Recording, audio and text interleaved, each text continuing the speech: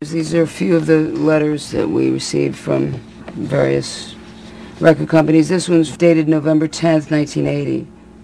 It says, regarding Joan Jett's songs, I Love Rock and Roll, Crimson and Clover, Do You Want to Touch Me, You Don't Own Me, and Bad Reputation.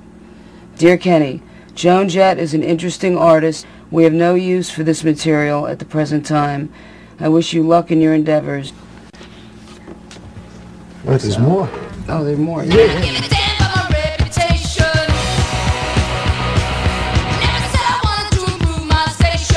When I tried to get a record deal, I'd say about 26 years ago now, 23 labels, all the majors and all the liners rejected our music.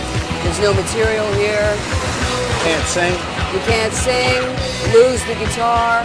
So once they rejected the music, we went on our own and had 4 hits, one of them being I Love Rock and Roll that was #1 for 8 weeks. I said I love!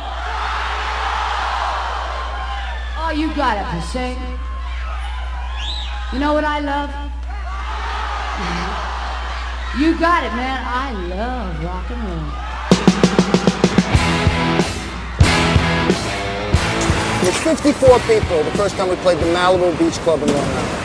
That was a place where a lot of new bands came in. The second time we played, they closed highways 5 miles away. Now, I'm seeing something going on that I can't put my finger on, but I know we're tapping into something.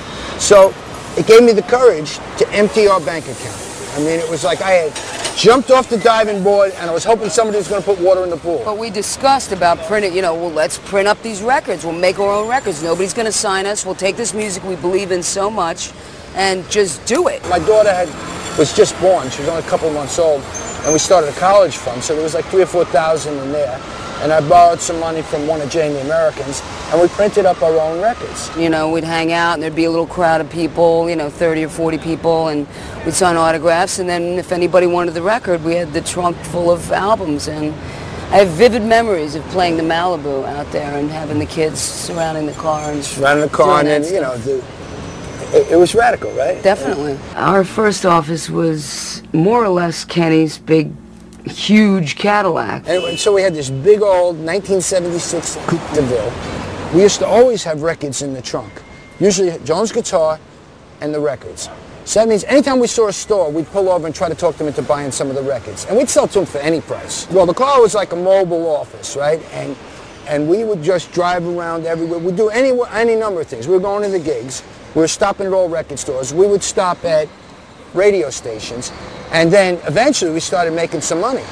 Joan's selling out everywhere. So, it's like all of a sudden we went from $500 a night to $750 a night. And suddenly we're making 10 grand a night, 12 grand a night. And we are feeling like multi-millionaires.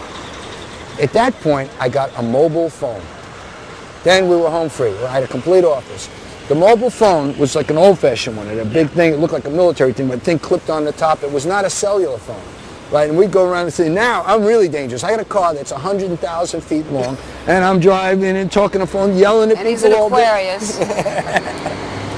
And then some nights we'd have to travel like to Boston and back. We couldn't afford hotels in the beginning. Yes. We'd go up to Boston and come back, right? I remember some nights being so tired. One night the guitar player, Eric Gamble, goes, "Watch out!" I was asleep. I was heading into the toll booths, right? So at least if you hit something in that big old Cadillac, hopefully we'd be safe. It was amazing. But still, yeah.